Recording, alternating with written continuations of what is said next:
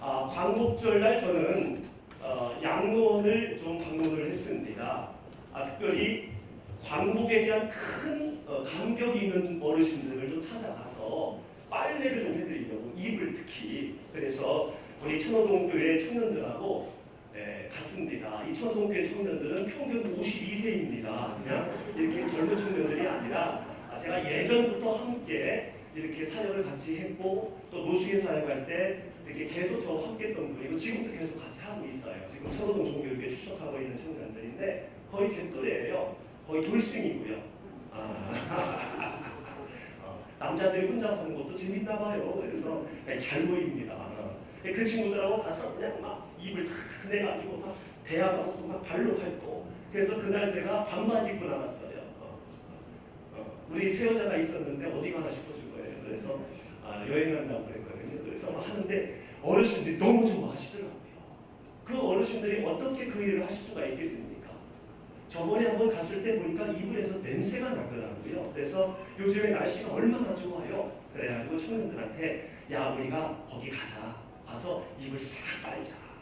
그리고 광복에 큰 감격이 있는 분들인데 가서 우리가 친엄마처럼 친아버지처럼 우리가 섬기고자 해서 가서 했는데 누구에게 도움이 된다는 것이 정말 기쁘더라고요. 할렐루야. 여러분 혹시 누구에게 도움을 주고 계십니까? 누군가 여러분에게 의지를 여러분을 의지하고 있는 사람이 있습니까? 여러분 그 일 언제 우리가 그만둘 수 있을지 모르기 때문에 지금 할 수 있을 때 열심히 도우시기를 주님의 이름으로 축복합니다. 할렐루야. 그리고 그러면서 생각을 했어요. 지금까지 나를 도와주신 분들이 어떤 분일까? 나를 이 땅에 태어나게 해주셔서 물신양면으로 계속 도와주시는 우리 엄마 아버지 정말 감사하더라고요. 우리 엄마 아버지가 계셨으니까 제가 오늘 있는 거고, 또 지금 우리 아버지가 살아계셔서 후원 기도를 하고 계시니까 제가 목회를 하고 있는 것 같아요. 얼마나 큰 도움을 주시는 분이에요. 그리고 또 노숙에 사역할 때에 정말 혈육이라는 게 참 크더라고요. 제가 7남매인데 우리 그냥 누나 넷하고 우리 형, 우리 막내 동생이 얼마나 5년 동안 이렇게 도와줬는지 몰라요. 형제들이 있었으니까 그 5년을 했지요. 지금도 하고 있지. 그거 쉽지 않습니다. 그리고 선대 목사님들, 또 여러 교회의 많은 그 성도님들 두루두루 생각을 해봤을 때에 정말로 도움을 내가 참 많이 받았구나 하는 생각을 했어요. 여러분, 오늘 이날 저녁에 나를 돕는 분들을 좀 생각을 하면서 감사하는 마음을 한번 가져보시기를 바랍니다. 그리고 내가 누구를 도울까? 내가 이렇게 도움을 받았는데 나는 그러면 누구를 도우며 살아갈까? 여러분, 도울 때 나를 통해서 예수님의 모습이 드러날 줄로 믿습니다. 헌신은요, 믿음을 보이게 하는 거예요. 섬김은 믿음을 보이게 하는 겁니다. 믿음은 보이지 않잖아요. 예수님 보이지 않잖아요. 그러나 헌신과 섬김이 예수님을 보이게 하고, 헌신과 섬김이 믿음을 보이게 하는 거예요. 할렐루야. 여러분 열심히 도우시기를 주님의 이름으로 축복합니다. 또한 도움을 받는 일이 있을 때에 감사함으로 도움을 받으세요. 근데 여러분 어떤 사람에게 도움을 받기를 원합니까? 꼬마보다는 어른에게 도움을 받는 게 낫겠지요. 권세가 없는 분보다는 권세가 있는 분이, 돈이 없는 분보다는 좀 돈이 있는 분이 여러분을 도우면 더 좋겠지요. 그래서 여러분이 누군가 도움의 손길을 내밀면은요, 이것저것 따지지 말고요, 땡큐 할렐루야 하고서 그냥 받으세요. 아멘. 그리고 마다하면은요, 그것도 바보요. 주는 사람이 없이요, 기도요. 할렐루야. 왜냐하면 하나님은요, 사람을 통해서 우리의 삶에 윤택함을 허락하십니다. 아멘.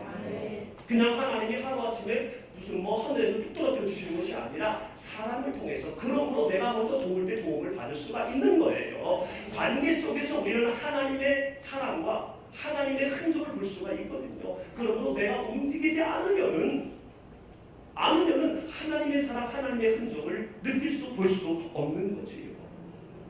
이렇게 우리의 인생은요, 태어나면서부터 죽을 때까지 서로 도움을 주고 도움을 받으며 살아가게 되어져 있어요. 이렇게 일상도 누구의 도움이 있어야만이 가능한 것처럼 우리의 신앙생활도 도움이 없이는요 절대로 불가능합니다. 육신적인 일도 이런데 영적인 일은 더하지요. 그래서 정말 신앙생활 한다는 게 예수님을 믿고 이 땅에서 살아간다는 게 만만치가 않아요. 만만치가 않아요. 그래서 성경을 좀 들여다보니까 마태복음 7장에서는 뭐라고 하고 있느냐면요, 신앙생활을 제대로 하려면요 좁은 문으로 들어가요. 좁은 문으로. 이 좁은 문으로 들어가는 거라는 데에서 별로 심각하게 고민을 안 해봤나 보네요.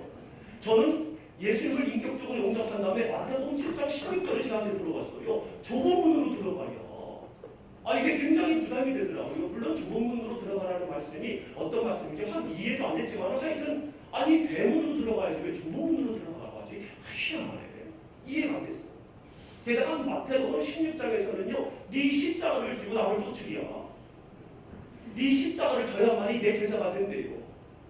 십자가는 주님이 주시는 거고 십자가면 고난과 슬픔과 억울한 일인데 예수님이 불법재판으로 돌아가신 거 아니에요. 예수님은 십자가에 달릴 죄를 지는 분이 아닙니다. 불법재판이에요. 불법재판 하기라고. 그래서 지금 전 세계 사람들한테 주의마다 욕먹고 있잖아요. 본데오 빌라도에게 고난을 받으사. 그러시면 할 때마다. 그런데 신앙생활을 하면서 주님의 제자가 되려고 노력을 하니까요. 그 좁은 문 안에 배로가 있는 것이 보여지고 십자가를 지는 것이 천국생활이라는 것을 깨닫게 되지요. 할렐루야. 우리 신국사님이 그런 말씀을 하시더라고요. 너는 목회를 할 때 노숙인 사역하는 것처럼 하래요. 이번에 가시기 전에 제가 그게 큰 은혜를 받았습니다. 왜냐하면 제가 목사님하고 대화할 때도 노숙인 얘기하면 그냥 눈이 반짝반짝하고 여기서 하트가 나온디야. 그 정신으로 목회를 하냐. 그래서 제가 그렇구나. 답을 알고서도 오답을 썼네. 그러니까 제 마음이 굉장히 편하고 감사하고 여유가 있더라고요. 내가 왜 이렇게 목회를 힘들게 생각했지?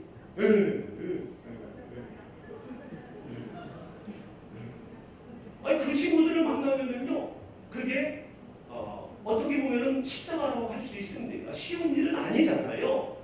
그런데 저는 그거 할 때에 천국이 느껴지거든요. 너무 좋거든요. 진심으로. 그리고 제가 용서할 수 없는 사람이 있었는데요. 한번 용서를 해봤거든요. 그랬더니 그 사람이 용서받아서 기쁘고 이건 진짜 지금 제 마음이 천국이 되더라고요. 십자가를 지는 것이 결국은 천국생활이라는 것을 깨닫게 되지요. 이것을 깨닫기 전에는요, 좁은 문으로 들어가고 네 십자가를 지고 이거 정말 힘들어요. 부담스러운 말씀입니다. 그리고 또 깨달아졌다 할지라도 여전히 힘든 게 이거예요.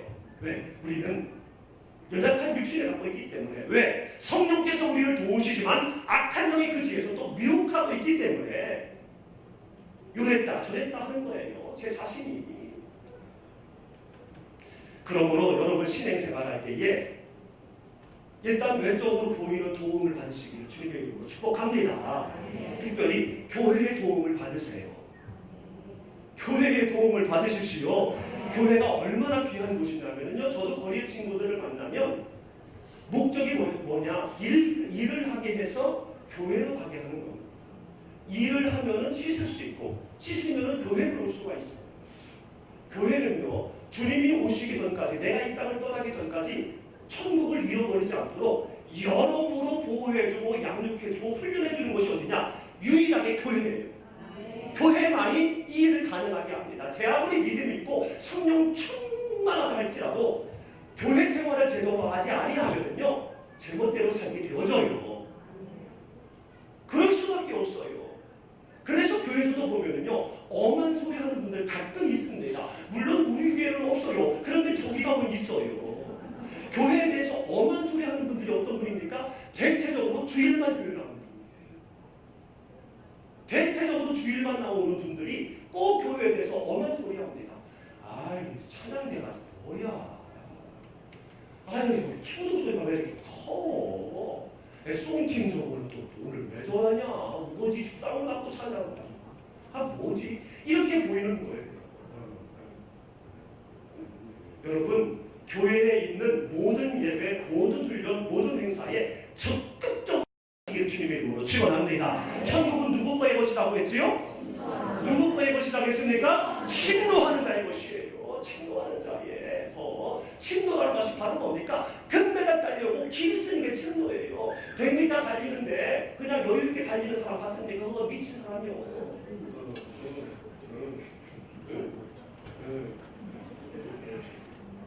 마라톤을 할 때 그냥 길을 쓰고 달리잖아요. 그렇지 않고 그냥 뭐 지나가는 사람하고 말하고 경치 좋다 이러면서 다 마라톤 하는 사람도 미친놈이야. 그건 그 선수가 아니에요. 이 친노는요 전력을 옆에 사람 필요 없어요. 할렐루야. 네. 교회는요 여러분의 신앙생활을 건강하게 병들지 않게 천국을 잃어버리지 않도록 허락하신 하나님의 선물입니다. 네. 교회에는 모든 것들이 다 갖춰져 있잖아요. 훌륭한 시험차트는 그래도 복음을 전하는 목사가 있고 교육자가 있고 돌보는 목자들이 있고 찬양이 있고 이 다 있잖아요. 여러분 집에서 한번 가정 예배 드리려면요 그 쉽지 않지 않습니까? 그런데 여러분 몸만 갖고 교회 오면은요 오늘 정말 찬양 얼마나 뜨겁습니까? 성령이 임하잖아요. 찬양 속에 찬양이 있고요 안내위원 있고요 에어컨 나오고요 헌금이 다 있어요 교회에. 할렐루야. 그리고 우리가 이전하면서 또 여러 양육부대원을 걸 또 할 겁니다. 우리에게 맞는 것만 그때 여러분 침노하는 자의 모습으로 참여하시길 주님의 이름으로 축원합니다. 네. 여러분 건강한 신앙생활에 결정적인 도움이 될 줄로 믿습니다. 네. 그리고요 교우들의 도움을 받으십시오. 옆에 사람하고 인사합니다. 도와주세요.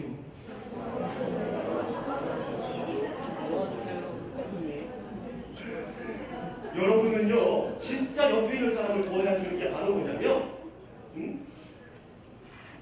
진짜 도와줘야 되는 이유가 있는데 그것이 바로 뭐냐면 여러분은 빚진 사람입니다. 빚진 사람이기 때문에요 종의 모습으로 무조건 도와줘야 돼요. 아멘. 그리고 옆에 사람은요 그런 일반적인 단순한 사람이 아니라 하나님의 사람이에요.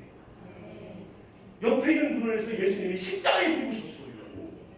옆에 있는 분이 어마어마한 분입니다. 인사합니다. 미처 알아보지 못했습니다. 한 번 더 인사합니다. 이제 잘 모시겠습니다.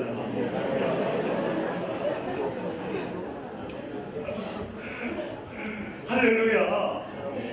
나는 빚진 자고 옆에 있는 분은 하나님의 사람이고 어마어마한 사람이에요. 그러니까 무조건 도와줘야 돼요. 가능하면 삶에 어떤 어려움이 있으면요 도울 능력이 있으면 도와주십시오. 물질적으로 도울 능력이 있으면 도와주십시오. 그러나 꺼주지 마십시오. 그냥 주라는 얘기예요. 그냥 여러분 형제끼리 그냥 우리 형이요 우리 막내 누나들이 제가 노숙에 살아갈 때 5년 동안 소소하게 생활비를 보내줬거든요. 그런데요 청구 지금도 안 하더라고요. 이제 안 받더라고요. 왜입니까? 피를 나는 형제이니까 오히려 못 떠줘서 더 못 줘서 미안해해요. 너 근데 그냥 아플 때 그냥 그 말만 했지 그 약 안 보내줘서 오히려 지금도 미안해해요. 그래서 참 고운 마음이다라고 제가 칭찬을 합니다. 특히 둘째 누나 일은 다 하고 욕은 욕대로 먹는 여자 있어요. 우리 둘째 누나 부모님한테도 욕하면서 욕은 욕대로 먹고 그런 사람 있어요. 그치요? 이처럼 우리는 예수님의 필요한 형제된 관계이기 때문에 예수님의 필요한 자녀가 되었기 때문에 우리는 무조건 도와야 돼요. 그리고 물질로요 줄 수 있으면 좀 줘야 돼요. 아멘. 꺼주면 안 됩니다. 이거 3부이자야 4부이자야 너 그럴 때는 아예 합쳐가시고 그리고 어려움이 있으면요 나누세요. 안아주세요. 사랑이라는 것은요 내가 기쁘든 내 입맛에 맞든 무조건 상대방의 입장에서 그가 잘 되기를 위한 마음이 바로 사랑이에요. 사랑과 좋아하는 것은 다릅니다. 좋아하는 것은 내 입맛에 맞고 내가 즐거워서 하는 게 좋아하는 거고요. 사랑은 나와 관계없이 그 사람을 위해서 그냥 좋아하는 게 사랑이에요. 고양이는 쥐를 좋아합니까? 안 좋아합니까? 네. 좋아하거든요. 근데 그거를 사랑이라고 얘기하면 골치 아파요. 그런 경우가 있다니까요. 집착하는 거를 사랑이라고 얘기하는 사람 가끔 있어요. 그거 아니에요. 그거. 우리는 사랑해야 할 줄로 믿습니다. 그래서 그 사람이 아픔이 있거나 뭐가 있으면요, 있는 모습 그대로 꼭 안아주는 거예요. 무엇으로요? 동성끼리는 몸으로도 안아주고 마음으로 안아주고, 아침에 일어나자마자 기도하고, 점심 먹을 때 밥은 먹었나 전화도 좀 하고, 같이 밥도 좀 먹고. 할렐루야. 이렇게 성도님들이 서로 도움을 주고 성도님에게 도움을 받을 때요, 믿는 분이 세상 사람에게 도움을 받으면요, 그들이 끌려가는, 본의 아니게 끌려가는 경우가 있다는 얘기예요. 그리고 목회자의 도움을 받으십시오. 근데 왜 목사를 영적인 아버지라고 하느냐? 부모와 자식 간의 관계에서 누가 더 많이 사랑합니까? 부모님이 자녀를 더 사랑해요? 자녀가 부모님을 더 사랑해요? 당연하지요. 물론 여러 가지 자녀를 위한 기능을 하시기 때문에 부모님이라고도 할 수 있지만은, 부모님을 부모님이라고 부를 수 있는 것은 자녀보다 부모님이 더 사랑하기 때문에 부모님이라고 하는 거예요. 변함이 없는 사랑을 하기 때문에 부모님이라고 하는 거예요. 이처럼 우리 성도님들이 목사를 사랑하는 마음 크지만은, 그래도 목사가 성도님들을 더 많이 사랑합니다. 엄한 소리 들어도요, 그냥 가는 거예요.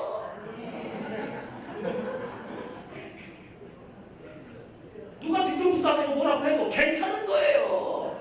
말을 하니까 말이요, 말 못하면 벙어리요. 괜찮은 거예요. 할렐루야. 이런 여러분이 부모님과 관계가 좋으면은 모든 혜택 다 받아들이잖아요. 그치요? 아무리 부모님이 많은 것들을 갖고 계셔도요, 부모님하고 관계가 틀어지면요, 그 혜택 못 받습니다. 물론 그 자녀를 위해서 혜택을 안 주시는 거지요. 큰 사랑으로. 어쨌든 간에 현실적으로 어려워져요. 이처럼 영적인 원리도 마찬가지인 거지요. 할렐루야. 그래서 여러분, 신승훈 목사님을 위해서 아침마다 기도하시기를 주님의 이름으로 부탁합니다. 그런데 이 외적인 도움은 또 한계가 있습니다. 왜냐하면 본의 아니게 어떤 일로 인하여서 교회로부터 성도님들로부터 마음의 상함을 가지면요, 교회가 무조건 싫어져요. 예배가 싫어지고, 설교 듣기도 싫어지고, 찬양 듣기도 싫어지고, 그냥 다 싫어져요. 목사도 싫어지고, 다 싫어져요. 좀 걸 거 없나? 이것만 보여줘요. 그래서 도움을 받되 믿지는 말아요.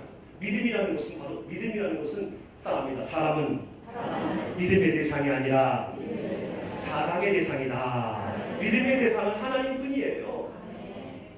어제까지는 나에게 큰 도움을 주고 내 말 들어주더니 오늘은 돌아섰어. 미워하면 안 됩니다. 어제까지 하나님께서 나에게 허락하신 분이에요. 아멘. 지금까지 도와주셨는데 오늘 나를 불편하게 한다고 해서 지금까지 도와준 것이 사라지는 건 아니잖아요. 그거는 정말 나쁜 거지요. 아멘. 여러분, 친구 관계에서도요, 만약에 어떤 일로 인해서 틀어지면은요, 그거 갖고 너무 화내지 마십시오. 원인이 본인에게 있을 수 있고요. 그리고 어제까지 나에게 잘해주고 함께 줬던 거, 그거 생각해야 돼요. 지금 틀어졌다고요, 이전까지 해왔던 모든 것들을 그냥 막 물거품으로 만들면은요, 그거는 반칙입니다. 네, 할렐루야. 네, 그렇다. 네. 그러면은 우리의 온전한 신앙생활을 위해서 변함이 없고 온전한 도우미는 없을까? 있을까요? 없을까요? 있을까요? 없을까요? 그분이 누구십니까? 그분이 누구세요? 따라합니다. 성령님. 제가 오늘부터는 금요일날 성령에 대해서 계속 은혜를 좀 나누려고 그래요. 여러분, 성령 받아야 우리가 끝까지 예수님 믿게 될 줄로 믿습니다. 성령이 소멸되면요, 100% 구원받아요. 뒤에 말씀을 드릴 겁니다. 여러분, 정말로 오늘 육신의 귀가 아닌 영의 귀를 열고 들으십시오. 성령의 임재가 소멸되면요, 우리는 구원 못 얻었습니다. 예수님을 끝까지 믿을 재간이 없어요. 우리를 도우시는 성령님이 어떤 분이냐? 요한복음 14장 16절 말씀해 보니까 보혜사를 너희에게 보낼 것인데 그 보혜사가 너희와 영원히 함께 하실 거라고 말씀합니다. 어떻게요? 영원히 함께 하실 것이다. 영원히 함께 하시는 분이니까 그분이 영원한 분이지요. 영원한 분이니까 영원히 함께 계신다라고 말씀하는 거 아니겠어요? 여러분의 신앙을 돕는 성령님은 영원하신 하나님이십니다. 이 땅에 그 어떤 것들도 영원한 거 없어요. 다 유한합니다. 제 아무리 능력 있고 제 아무리 똑똑한 사람도요, 때가 되면 죽습니다. 사라집니다. 대자연도 사라지고요, 물질, 문명, 과학도 다 사라집니다. 그냥 있어도 내가 죽으면 나와 관계가 없기 때문에 사라지는 거예요. 그렇기 때문에 이 물질적인 것들은 나의 온전한 도우미가 될 수가 없다는 거예요. 부분적인 도우미는 되지만 온전한 도움은 되지 않는다는 거예요. 교회를 통해서, 교우를 통해서, 혹은 목회자를 통해서 하나님이 나를 도우시는데, 그 도우실 때도 우리가 성령 충만하면은 그 도움이 혹시 잘못되고 끊어지고 소원함이 있다 할지라도 소원함으로 느껴지는 것이 아니라, 오히려 그러면 내가 지금부터 도와야겠다. 내가 교회를 돕고 성도를 돕고 목사를 돕고 내가 이제는 할 차례구나. 나는 그러한 성숙한 신앙생활이 가능하다는 거예요. 할렐루야. 그리고 두 번째로는 성령님은 따라합니다. 전지하시다. 모든 것을 다 알고 계신다는 거예요. 어제도 알고 계시고 오늘도 알고 계시고 내일도 알고 계시고. 성경이 하나님의 말씀이라는 근거가 어디에 있습니까? 여러 가지가 있습니다만은 성경은 하나님께서 말씀하실 때, 예수께서 가라사대, 그 어떤 경종도 하나님이 말씀하실 때 그런 게 없거든요. 하나님이 말씀하셨다고 했기 때문에 성경이 하나님의 말씀이고요. 주제가 똑같아요. 구원. 그리고 오류가 없습니다. 그리고 또 하나는 모든 예언이 다 성취됐어요. 모든 예언이 다 성취됐어요. 너희의 후손이 400년 동안 종살이가 되리라. 말도 안 되는 예언이지만 그게 이루어졌습니다. 바벨론이 이스라엘을 괴롭히고 이스라엘이 바벨론에 의해서 멸망할 것이다. 이 예언될 때의 바벨론은 조그만 나라였어요. 철기 문화가 들어오기 전이었어요. 철벽 문화가 없었을 때였어요. 근데 그 예언이 이루어졌습니다. 생물적인 방법이 아닌 성령으로 한 사람이 올 건데 그가 바로 예수일 것이다. 구약에 계속하여서 그 오신 다음에 어떻게 할 건지 계속하여서 예언하셨는데 그 모든 것들이 다 이루어졌어요. 사람이 예언할 때에 한두 가지는 맞을 수 있지만 어떻게 이렇게 수천 가지가 다 맞습니까? 이렇게 맞는다는 것은 바로 뭡니까? 우리 신 목사님들이 말씀하셨지만은 미래를 아는 분이 기록한 거예요. 알고 있는 분이, 전지한 분이 기록했기 때문에 이것이 다 이루어지는 거지요. 이처럼 성령 하나님은 전지하신 분입니다. 고린도전서 2장 10절 말씀해 보니까 하나님께서는 자기를 사랑하는 자들을 위해서 많은 것들을 예비해 두셨대요. 그렇지만은 그 하나님의 사랑을 바라보지 못하고 듣지도 못하고 마음으로 생각지도 못한 거예요. 그렇지만 성령님이 임하시면 보게 되고 듣게 되고 생각하게 된다는 거예요. 왜? 성령 하나님은 통달하신 분이다. 미리 알고 말씀하시는 분이다라는 얘기예요. 통달이.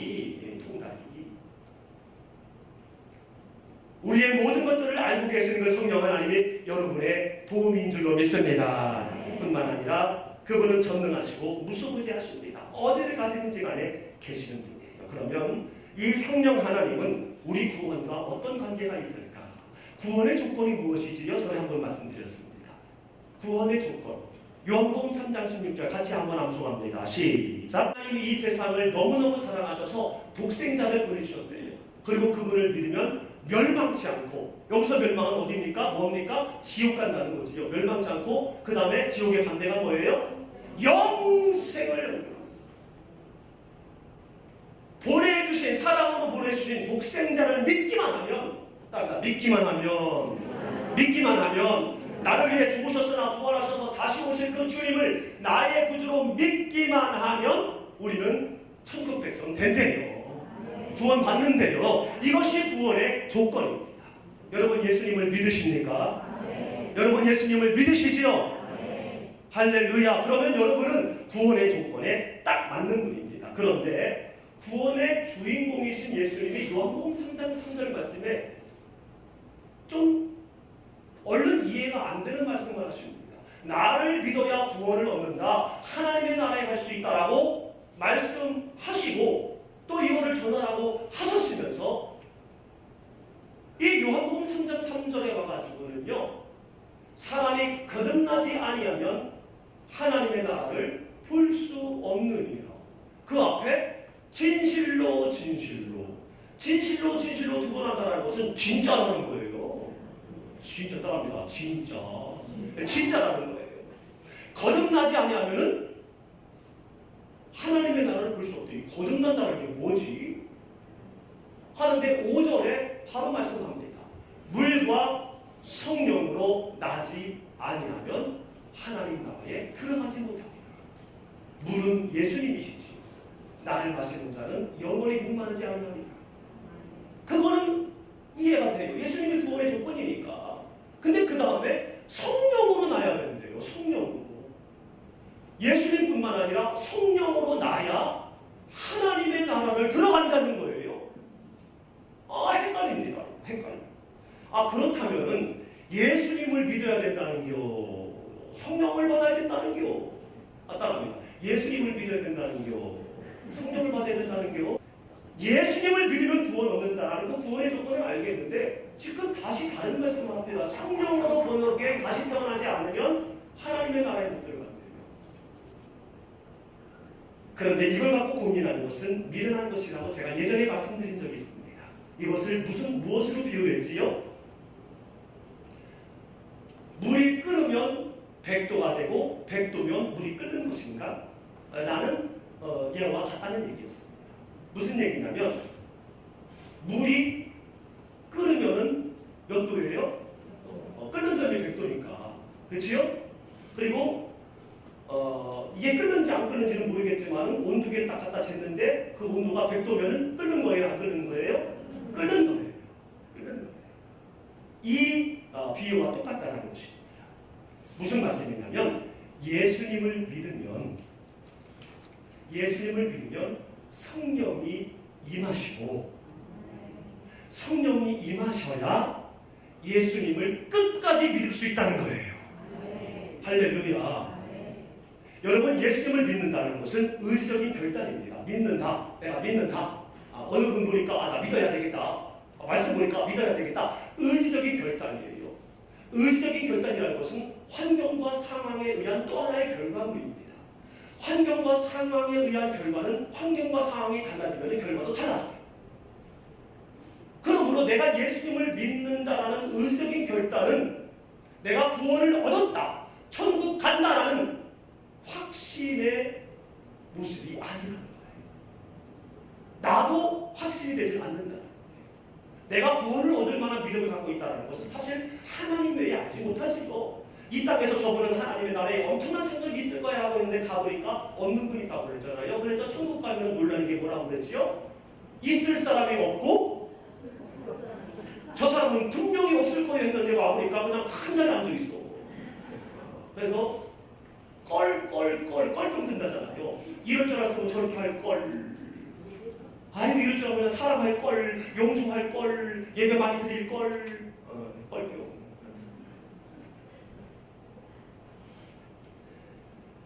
내가 구원을 얻을 만한 믿음을 갖고 있는지 내 자신도 사실 잘 몰라요.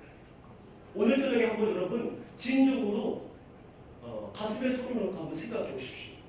내가 구원을 얻을 만한 믿음을 갖고 있는가? 몰라요. 잘 몰라요.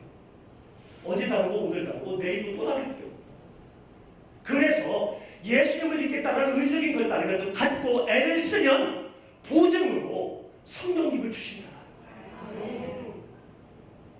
성령님이 임하신 여러 증거를 통해서 내가 예수님을 믿어야 되겠다. 예수님을 벗어나면 안 되지. 세상을 의지하면 안 되지. 나는 그러한 성령님의 도우심으로 끝까지 예수님을 온전하게 믿음으로 말미암아 주님이 오시든지 내가 이 땅을 떠나든지 천국에 들어가게 된다는 겁니다. 그래서 예수님을 믿는다는 것은 구원의 조건이고, 성령님은 구원의 증거예요. 구원의 증거입니다. 여러분의 삶이 변화됐다는 것이 바로 뭡니까? 성령님의 도우심이에요. 욕 많이 하는 사람이 욕을 안 해요. 성령님의 도우심이에요. 할렐루야. 세상에서 그냥 막 쾌락을 쫓아갔던 사람이 어느 날부터 그걸 하지 않아요. 그게 바로 성령님의 도우심입니다. 예수님을 믿음으로 말미암아 성령님이 임하심으로 나의 삶을, 나의 생각을, 나의 모든 발걸음을 돌리신 거예요. 그거를 보면서 내가 천국을 이뤄가고 있구나, 스스로 내가 보증서를 보고 내가 이 물건이 제대로 된 물건이구나 확신하는 것처럼 우리에게 보증으로 증거물로 주신 거라는 얘기예요. 그래서 고린도후서 1장 22절 말씀에 우리에게 인치시고 보증으로 성령을 주셨습니다. 보증으로 성령을 주셨대요. 인쳤다라는 것은 예수님을 믿을 때 그래 내가 너를 택했다 인정하셨다는 거지요. 인정하셨지만은 상황과 환경에 의해서 왔다 갔다 하니까 그렇지 않도록 돕는 자로 성령님을 보내주셔서 끝까지 예수님 잘 믿고 구원을 얻도록 한다는 겁니다. 이렇게 성령님의 도우심은요, 비단 예수님이 이 땅에 오셔서 죽으시고 부활승천하시기 전에 너에게 보혜의 산을 주겠다라고 약속하신 그 이전 구약에도 있었습니다. 예언적으로 있었습니다. 에스겔 36장 26절 말씀 보니까 같이 한번 읽어보겠습니다. 시작. 새 마음을 너희에게 주되 너희 육신에서 굳은 마음을 제거하고 부드러운 마음을 줄 것이며. 아멘. 새 영이 성령입니다. 이 영을 너희 속에 따면 너희 속에 우리 속에 마음으로 주어서 어떻게 합니까? 우리 육신이 굳은 마음이 제거되고 부드러운 마음이 되게 했네요. 뭐가요? 성령 하나님. 굳은 마음이 부드러운 마음으로 변화하도록 성령님께서 도우신다는 거예요. 굳은 마음은요, 믿어지지 않는 마음이에요. 의심하는 마음이에요. 이 굳은 마음을 누가 줍니까? 새 영, 성령의 반대 악한 영이 주는 거예요. 에덴 땅에 악한 영이 와서 하와에게 속삭였을 때에 그의 마음이 굳어졌어요. 하나님 말씀보다 사단의 말을 믿고 의지했어요. 그래서 온 인류를 죄악에 떨어뜨린 것 아닙니까? 이처럼 우리가 성령 받았지만 구해서 성령이 보증으로 주셨지만 내가 성령 충만하도록 성령 충만 즉 내가 말을 하든 무엇을 하든 하나님이 나를 지켜보고 계시지, 카메라로 나를 찍고 계시지, 이런 의식으로 살지 않으면 굳은 마음이 된다. 마음에 불평이 있고 불만이 있고 감사보다는 원망이 있고 이런 굳은 마음입니다.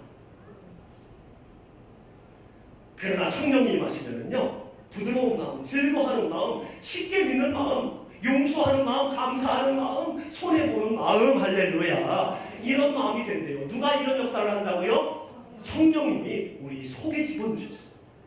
내 마음과 내 생각을 변화시켜 주심으로 부정적인 사람이 긍정적인 사람이 되고, 게으른 사람이 부지런한 사람 되고, 복음 전하지 않은 사람이 복음 되고, 할렐루야. 뿐만 아니라 에레미야 31장 33절 보니까 같이 한번 읽습니다. 시작. 그날 후에 내가 이스라엘 집과 맺을 언약은 이러하니 곧 내가 나의 법을 그들의 속에 두며 그들의 마음에 기록하여 나는 그들의 하나님이 되고 그들은 내 백성이 될 것이다. 여호와의 말씀이니라. 아멘. 나의 법을 어디에요? 그들 속에. 답니다. 그들 속에. 구약의 백성들은요, 하나님의 법, 하나님의 말씀이 밖에서 들려오는 소리였어요. 밖에서 들려오는 소리였어요. 무슨 말이냐면 선지자들을 통해서 말씀이 전달됐어요. 그렇기 때문에 밖에서 들려오는 말씀, 밖에서 들려오는 하나님의 법이었어요. 그렇기 때문에 의무가 어쩔 수 없이 혼날까봐 이런 모습으로 하나님의 말씀, 하나님의 법을 대했어요. 그러다 보니 변덕이 죽을 듯 하는 거지. 광야 생활 가운데 이스라엘 백성이 변덕이 죽을 듯한 이유가 바로 뭐냐면 하나님의 말씀을 밖에서 들었기 때문에 그래요. 밖으로 들렸기 때문에 그래요. 그러나 하나님의 말씀이, 하나님의 법이 그들 속에 마음에 기록되면, 즉 성령께서 역사하시면 어떻게 됩니까? 내가 그들의 하나님이 되고 그들이 내 백성이 될 것이다. 즐거움으로 기꺼이 하게 될 것이다. 할렐루야. 마찬가지로 교회 일을 할 때도 보면은요, 이 하나님의 말씀과 또한 성도로서 교우로서 해야 될 그 모든 사명이 사명을 밖으로 듣는 사람이 있고 내면으로 듣는 사람이 있어요. 그것을 뭘로 보면 알 수 있느냐? 신앙생활, 교회생활 보면은 담당이 됩니다. 담당이 됩니다.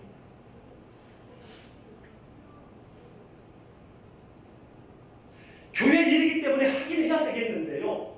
기쁨이 없어요. 이걸 꼭 해야 되나? 그리고 교회에서 무슨 일을 하면은요, 이걸 왜 해? 이게 하나님의 말씀이 밖에서 들려지기 때문에, 다시 말하면 성령이 소멸되기 때문입니다. 성령보다 세상의 영이 더 지배를 하고 있기 때문에 6대4로 시소가 기울어져 있기 때문에 그렇다. 여러분, 우리가 신앙생활하고 교회생활할 때에 나의 마음에 이런 것들이 있으면요, 빨리 체크업하셔서 성령 하나님 나에게 충만하게 역사하여 주시옵소서. 그래서 미운 사람을 사랑하려고 노력을 하고, 교회에 뭔가 좀 불편한 어떠한 모습이 있으면 내가 그거를 막 하고, 할렐루야. 그럴 때 성령님이 유기되고 세상의 영이 상하됨으로 말미암아 기쁨이 되게, 웃음이 되는 거예요. 답니다. 행복 바이러스. 그래서 나만 보면 막 주변 사람들이 웃는 거예요. 그래서 우리 교회를 제가 뭐라고 했습니까? 껄껄껄 교회라고 했잖아요. 따라합니다. 껄껄껄 교회. 지금 여러분 모습이 어떤 모습입니까? 바로 하나님의 법이 내 마음에 새겨진 상태, 성령 받은 상태예요. 지금 모습이 다 환희. 따라합니다. 환희. 여러분, 이 모습으로 집에 가시면은요, 집에 있는 분이 또 환하게 될 줄로 믿습니다. 이 모습으로 주일날 성도님 만나면 환하게 되고요, 목원들 만나면 목원들이 환하게 될 줄로 믿습니다.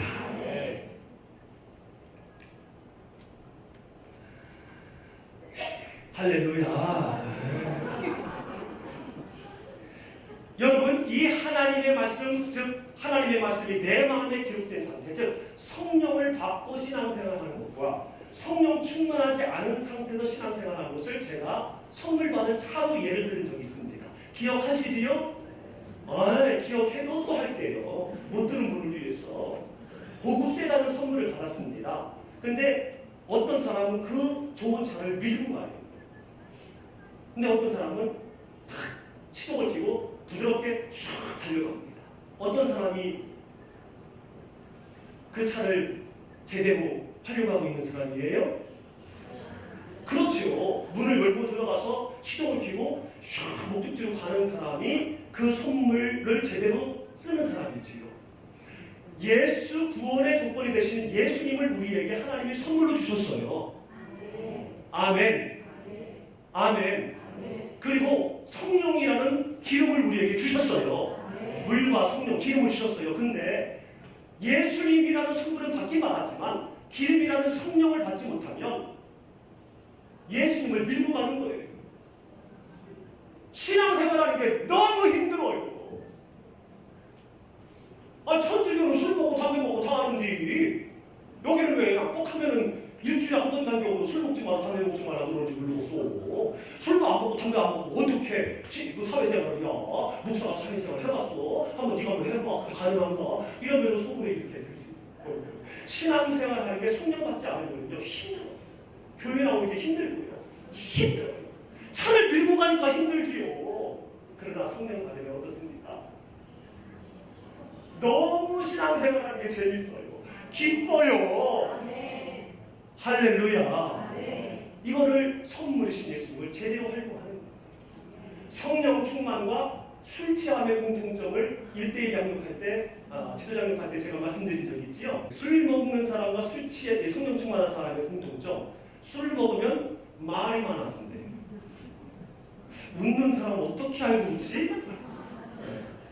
말이 많아진대. 여러분, 성령 충만하면요 말이 많아져요.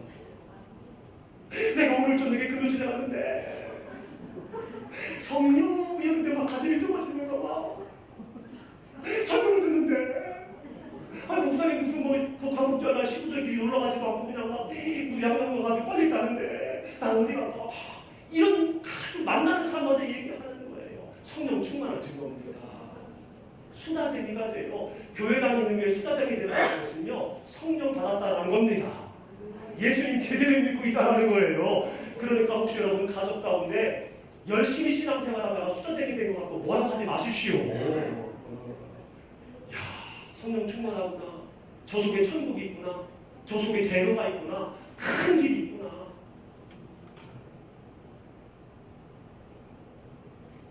그리고 노래를 합니다. 술을 먹으면 노래. 역시 성령 충만하면요 매일 흥얼 새 노래를 합니다. 새 노래가 바로 뭡니까? 신곡이 새 노래입니까? 아닙니다. 불러도 새로워. 성령이 임하소서 찬양을 해도 새로워. 그러니까 새 노래. 알 수 없는 용기가 생긴대요. 술 먹는 사람 없어요. 알 수 없는 용기가 생겨가지고 막 지나가다가 그 식당 앞에 막 펄렁거리는 거 있잖아요. 걔한테 막 시비 걸리고 막 너희들 한번 붙자 막 무슨 먹고 막 이런 사람 봤어요 많이. 무슨 인사를 하면서 혼자 하다가 막 때리다가 넘어지고 뭉텅뭉텅 하니까. 역시 성령 충만하면 알 수 없는 감감이 생겨가지고요. 사람 보면은요 예수님 믿으십니까? 예수님 믿으십니까? 예수님 믿으십니까? 예수 믿어요.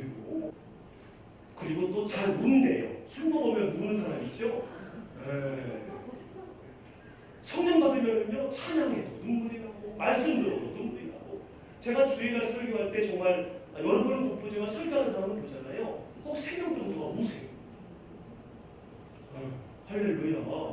성령 충만한 거예요. 그건 목사가 설교를 저기 해서 아니라 그분이 성령 충만하기 때문에 그런 거예요. 하나님의 말씀을 밖으로 듣는 것이 아니라 안으로 듣기 때문에 성령 충만함으로 듣기 때문에 눈물로 반응을 하는 거예요.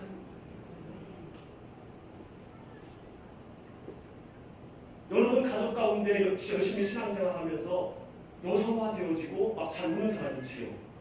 그게 성령 충만한 거예요. 표성교 집사님 성령 충만한 거예요. 여성화되기에 좋은 질문입니다.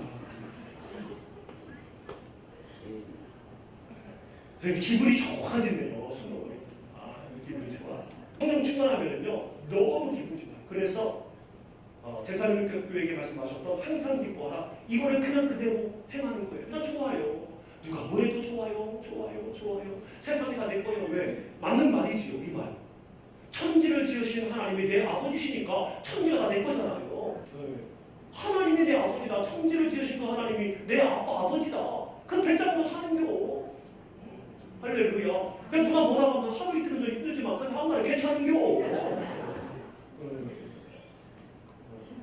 삼성과 아들이 뭐 어려운 일이 있다고 계속 고민하고 있습니까? 우리 집 부자요 하면 그냥 다 괜찮은 거예요. 다 용서되고 괜찮은 거예요. 천지의 주관자가 되시는 하나님이 내 아버지다. 괜찮은 거예요. 가지고. 할렐루야. 집안에서 누가 속썩입니까? 괜찮은 거예요.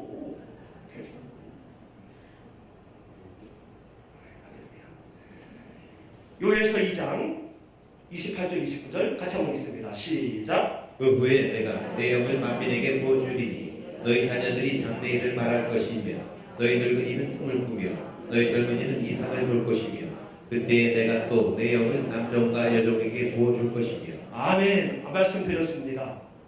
만민에게 내 영 성령을 줄 건데 자녀들이 장래일을 한다. 자녀들은요 장래일 별로 관심 없습니다. 여기서 자녀는요 1살, 2살, 3살 되는데 무슨 장래일? 그냥 부모님 보호 안에 있는데 어르신들이 무슨 꿈을 꿉니까? 젊은이들은 현실주의이기 때문에 이상 별로 원치 않아요. 지금 좋은 땡이에요. 그런데 이러한 사람들이 이렇게 할 수밖에 없는 사람들이 장래일을 말하고 꿈을 꾸고 이상을 본다. 이런 일들이 어떤 사람에게 나타나느냐? 남종과 여종에게, 모든 사람에게. 종이라는 것은 좀 하위층이잖아요. 잘난 사람만이 아니라 모든 사람에게.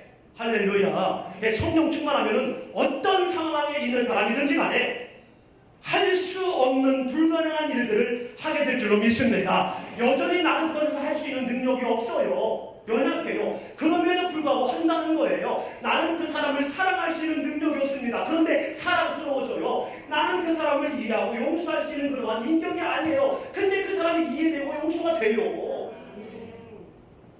나는 손해보면 배로 갚아주는 사람인데 사기를 당하고 손해를 봤는데도 괜찮은 거예요.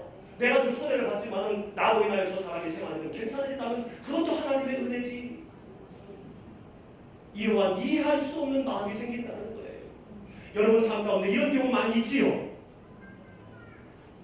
있지요? 마음과 달리 생각되고 말하고 행동하는 거 있잖아요. 아멘.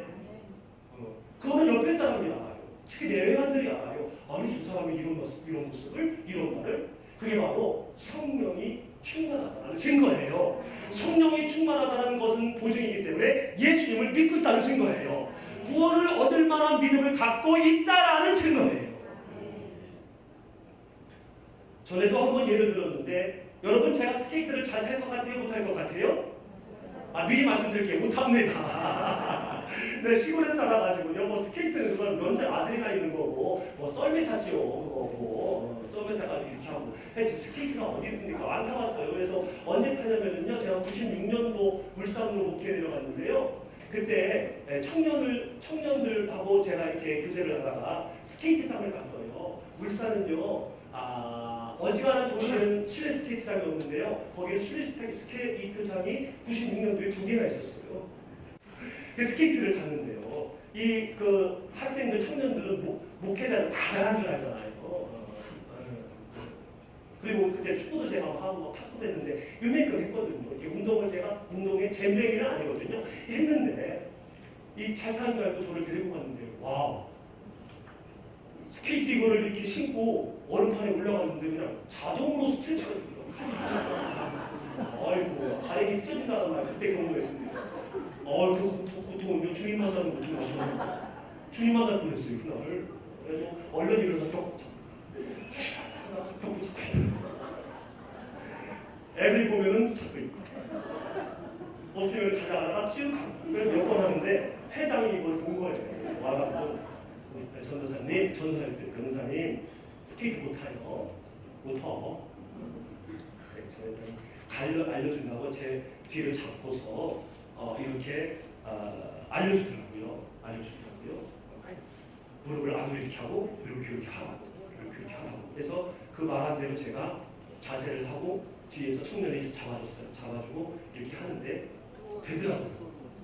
이 쫙 가랭이 안 찢어지더라고요. 근데 그 친구가 제 허리를 놓으면 어떻게 될까요? 또 찢어져요. 저는 스케이트를 탈 능력이 전혀 없습니다. 각오는 있지만 여전히 저는 능력이 없어요. 다만 스케이트를 잘 타는 청년회장이 뒤에서 도와주고 있기 때문에 내가 타는 것뿐이에요. 그 청년이 놓으면 또 그냥 스트레치 되는 거예요. 다음 또 주님 만나는 고통을 겪어야 돼요. 저는 거기서 도우시는 성령님의 원리를 깨달았어요. 그래, 성령님께서 도우신다. 성령 충만이라는 것은 내 인격이나 나의 어떠한 모습으로 볼 때는 도저히 할 수 없는 거지만 할 수 있는 거, 그래도 하는 거, 이게 바로 성령님의 도우심이구나. 할렐루야. 여러분, 이날 저녁에 성령 하나님 나에게 충만하게 임하여 주시옵소서. 성령이 소멸되지 않게 하여 주시옵소서. 예수님을 믿는 보증을 내가 스스로도 보게 하여 주시옵소서.